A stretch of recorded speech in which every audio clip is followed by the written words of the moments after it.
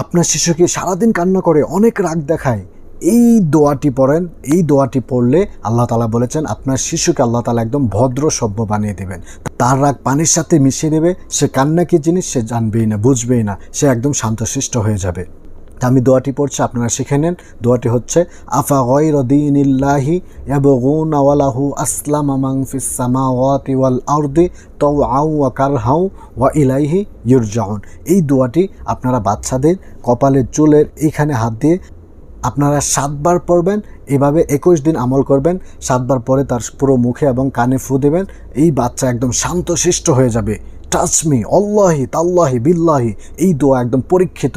আপনি এইভাবে আমল করে সন্তানকে ফু দেন, সে আর কখনোই কান্না করবে না, রাগ দেখাবে না, একদম মাটির মানুষ হয়ে যাবে। তো বন্ধুরা, আপনি তো শিখে ফেলেছেন, অন্য ভাইকে শেখার জন্য সাহায্য করেন। এই ভিডিওটা বেশি বেশি শেয়ার করে দেন, আপনার অনেক সওয়াব হবে ইনশাআল্লাহ।